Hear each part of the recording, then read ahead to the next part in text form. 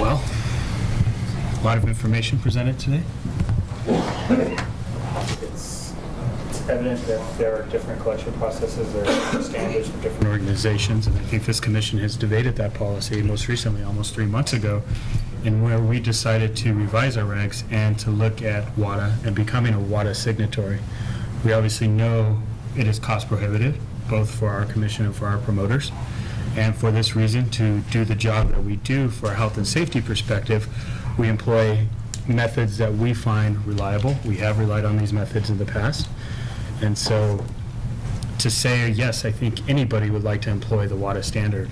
However, given the expense and the amount of compliance, certainly doesn't allow for, I think, combat sports throughout the country and throughout the world to have the resources to employ the WADA standards. But where we can, we will. And we will continue to do what we need to do to ensure the health and safety of our fighters. And given that there are different standards and different methods employed, if we employed every WADA standard to every fight and to every athlete, there would be no sport, because it is extremely cost prohibitive. And from that policy discussion that we've had 3 months ago, I think it comes into play of where we want to go as a commission and how we continue wanting to regulate this sport. And with that in mind, I think we do have a positive test today. It's not up to the standard as many would judge throughout professional elite athletes and a WADA standard, but it is a standard we have employed and we have utilized throughout time. And I think we will continue to do so. I think our inspectors do a phenomenal job in adhering to the processes that are established for this commission. We have a chief inspector who's experienced. He's been experienced. He's been with us for numerous years. He's seen us grow. He's seen us expand. He's provided training. He's provided appropriate leadership to the inspectors, such as Mr. Galvan. So those are my thoughts, and that's my perspective at this point. I'm willing to listen to what others have to say. I think that there's been a finding of liability that has been demonstrated then by the evidence that has been presented during the course of this hearing. One of the things that I can't help but note that in this particular circumstance, that the testing that is done by Quest is more sophisticated than the testing that is done by Smyrtle.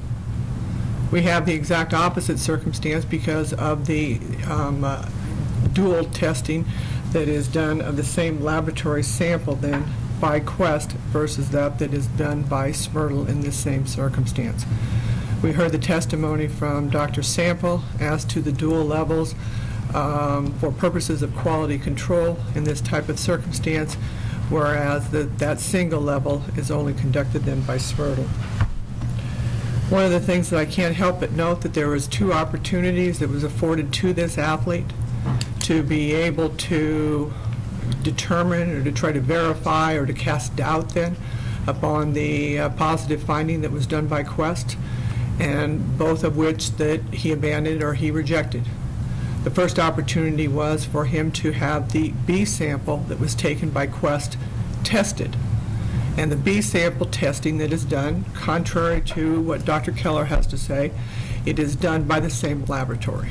It is not sent out to a second laboratory. It is not sent out to some type of a laboratory that did the original A testing on its own sample. They had the opportunity to request that Quest test the B sample, and they didn't do that. Nor did they do the opportunity that was available for them to have tested the B sample that was done by Smyrtle. But probably the most important opportunity that this athlete had was to come before us and to provide testimony, to tell us what it is that he was doing, what it is that he was consuming or not consuming, and what efforts that he had taken in an effort to try to ensure that he was in compliance with our regulatory requirements, as well as the requirements that we put upon him the last time that he was here, and he failed to do that. I would note that there may be a legal contest to his assertion of the Fifth Amendment at some point in the future. It is my understanding that based upon the law, that in a civil proceeding that we may infer an adverse or a negative answer to the questions that we posed, since he asserted then the Fifth Amendment in this type of a proceeding. And so to the extent that we may infer then from the questions that we posed to him that everything from the fact that he was consuming marijuana between the time that the fight was announced and when he was attempting then to provide samples, between the time frame then that when he did provide a sample on the 28th, along with his application, to the time that he fought on the 31st. And therefore, based upon those two opportunities that he abandoned, that I think lends further support then to the finding that was made by Quest. As to the second allegation that has been made to him, and it's the falsification of the information contained on the pre-fight medical questionnaire. One of the things I can't help but know is that Mr. Diaz is very familiar with that pre-fight medical questionnaire. It's the same questionnaire that he claimed that he didn't understand the last time he was before us in 2010. And in essence, his answer that was found in the amended complaint now says he didn't understand it again. It strikes me as unbelievable and lacking in credibility that an athlete who was grilled on this the first time around, and I believe actually, it was actually the second time around that he was grilled. I don't know, I haven't read the transcript from the first time that he was here, but he doesn't understand the questions that were being asked of him.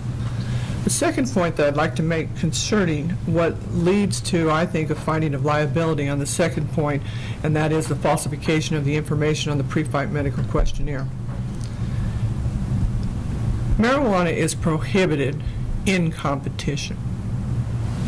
That means that 30 days before, if he had consumed it, it could be ingested and not be prohibited. And therefore, the answer to this question, if he was consuming it, could have been yes, and been truthful. But what we have here is a circumstance where an athlete is concerned, what I figure, and from what his lack of response then to the inquiries that we posed, indicates then that he was just simply going to say no rather than be truthful in the pre-fight medical questionnaire, for which that we mandate and require then true information. So I think that there's been a finding both of liability on the ingestion of a prohibited substance in competition, as well as a falsification of the pre-fight medical questionnaire. I've got some ideas regarding proposed penalty, but I think that liability has been found at this point in time.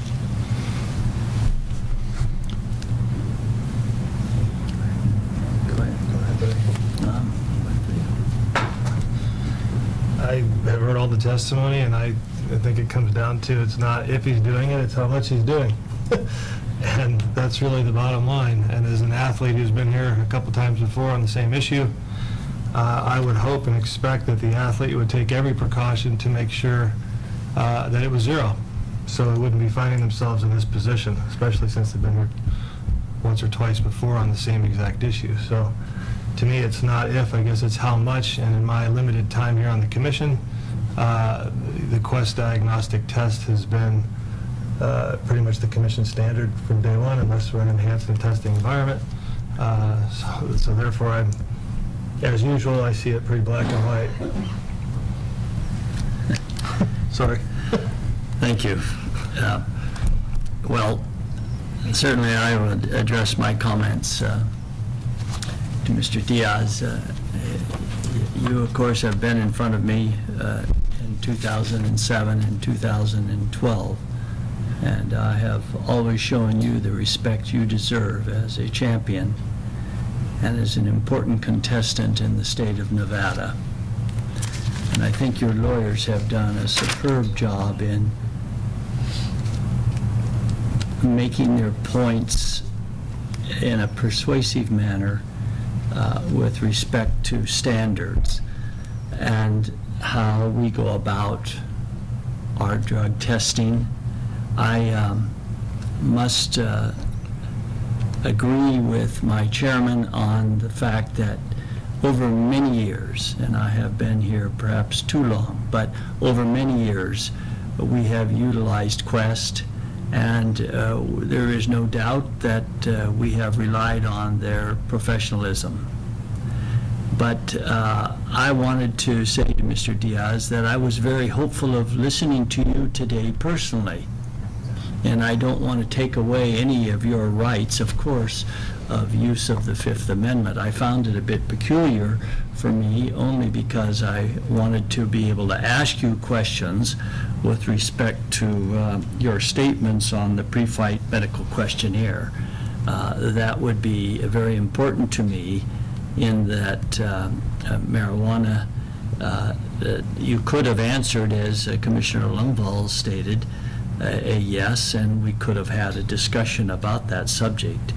And I think that's very important for me as simply an administrator on behalf of a commission appointed by a governor in a state of Nevada to regulate the sport of boxing. We need to have that interaction. It is not, of course, a court of law, and we perhaps don't follow all the standards that would be appropriate in a court of law. But I must state that I agree with my fellow commissioners, and unfortunately I feel as though I didn't have an opportunity to get some more information that could have been forthcoming. So why don't we proceed, Mr. Chairman, with her suggestion? Commissioner Avansino makes a good point. This is not the first time we've dealt with this individual or this issue. This is actually the third time. And I know we've looked at establishing regulations going forward as to multiple offenses. And given that consideration, I think there has to be some discussion given the fact that this is not a first-time offense. This is a third-time offense. Mr. Diaz was suspended by us in 2007 for marijuana use. In 2009, he failed to show up for a drug test in the state of California and had to forfeit that fight. In 2010, he was suspended by the state of Tennessee for acting as an unlicensed corpsman, and in the middle of also as far as a brawl that broke out. In 2010, he was suspended by us then the second time for marijuana use. One of the things that I think that conduct indicates, as well as the conduct here in 2015, is that we have an athlete that may not have full respect in for this commission, its rules, and its regulations. And it's hard for me to consider a grant of a future privilege for him to come back and to fight in the state. One of the things that I would be supportive of is a lifetime ban for this athlete in the state of Nevada. I would also be supportive of the maximum financial penalty that we can impose upon him. Chris, what was the purse? $500,000.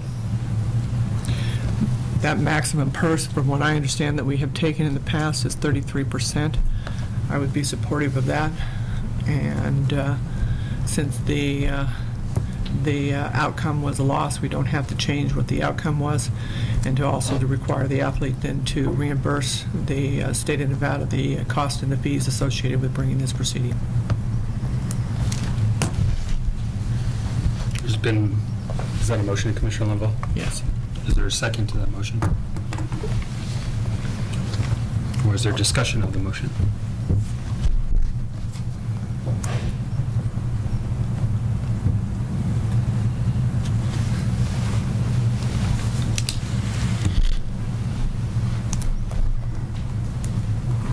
Could you repeat the motion once again, Commissioner LUNDVALL, please? Motion that I am making is that the suspension to be imposed upon the athlete is a lifetime suspension here in the state of Nevada, that he be financially penalized to the amount of 33% of his purse, that he that he reimburse the state of Nevada then the costs and the fees incurred with bringing this suit.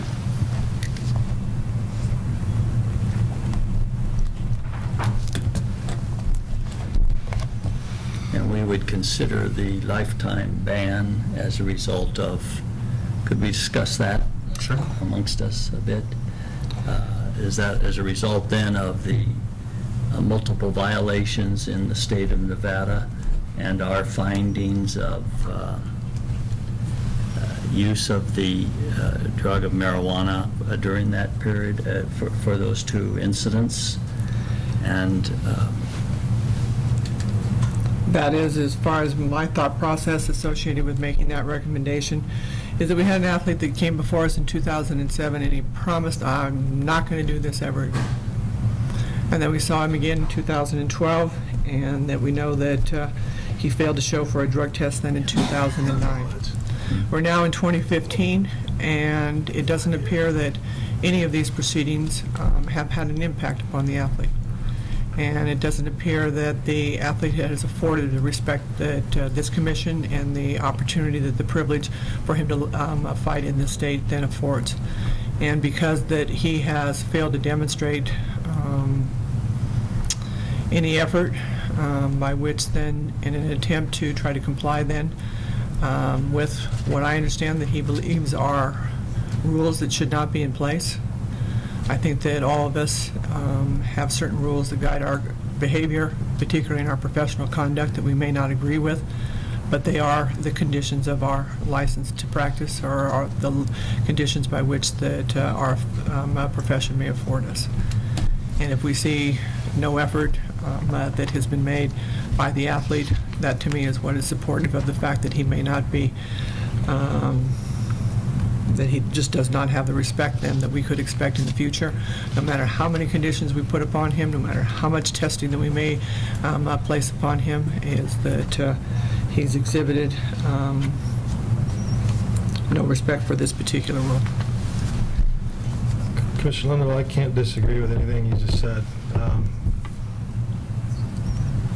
I'm just going to speak openly. I'm struggling with the lifetime ban based on the marijuana usage. Completely agree with the disregard for this commission, the rules, the skirting of the issues. You know, getting the licenses 2 days before, keeping the inspectors 4 hours after the fight, and all the little games that we see that go on in the back. But I'm not sure that I'm completely comfortable with the lifetime ban for marijuana usage.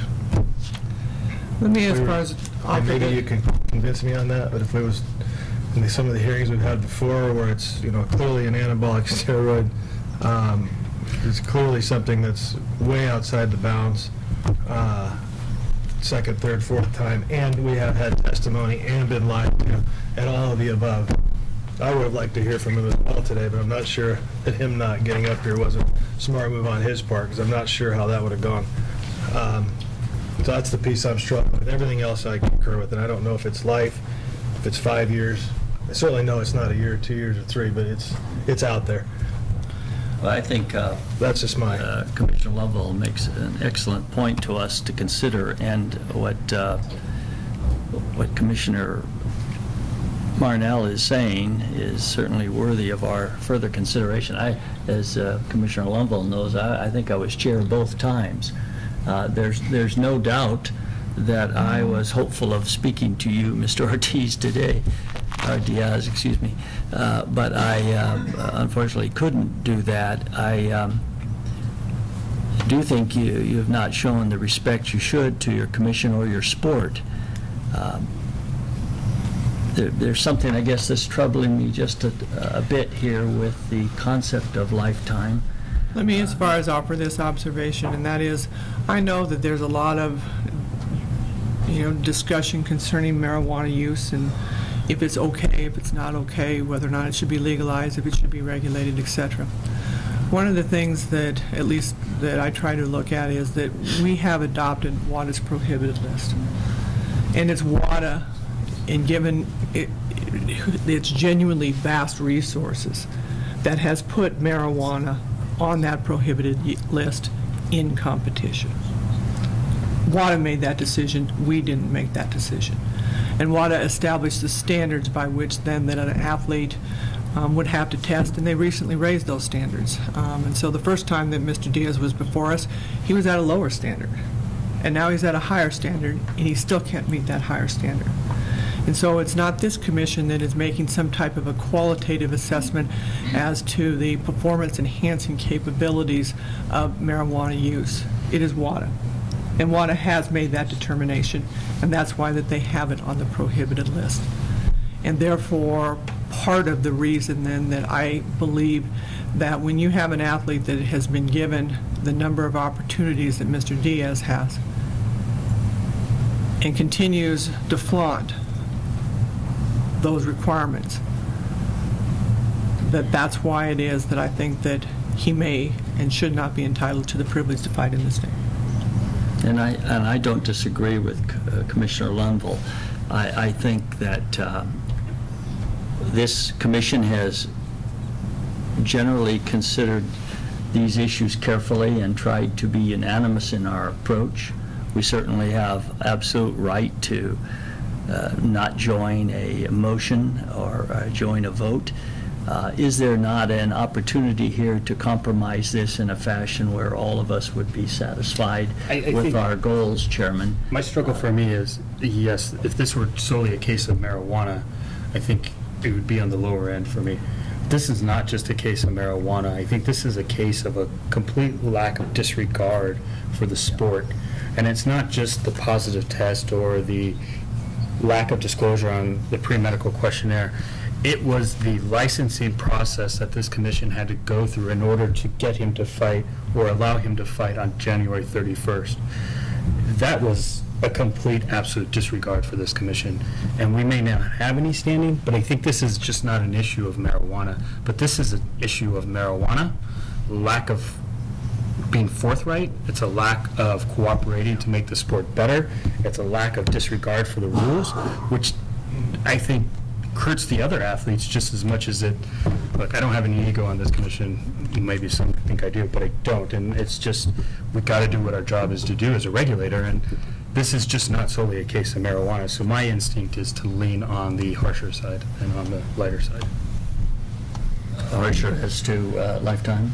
Yeah, you know, I don't think it's any less than 5 years. Well, 5 years is a lifetime for him. And that's, I know we've had that policy discussion, Yeah. is if we do, I mean, are we accomplishing the same thing by the number of years versus a... Commissioner LUNDVALL? If in fact that we pursue, 5 years may be a lifetime for this athlete. And so to the extent that if we consider and construe that to be a lifetime ban, and therefore you want to make a modification, for a 5-year suspension, I can be supportive of that. That's the longest we have ever considered, and it demonstrates our disdain for this behavior, primarily of, as you've stated, not being forthright with this commission or showing the respect necessary. I would support that motion. I would too. Okay. Let me modify the motion then, is that we would... So let me just ask a clarifying question. If we do suspend an individual for a 5-year period of time, does that include the right to attend events in the state of Nevada? According to the regulations, when he's under suspension, there are rules. He can attend, but he can't get within a certain amount of footage from the ring, or he can't go at the back of house. He can't, So there'll be definitely restrictions.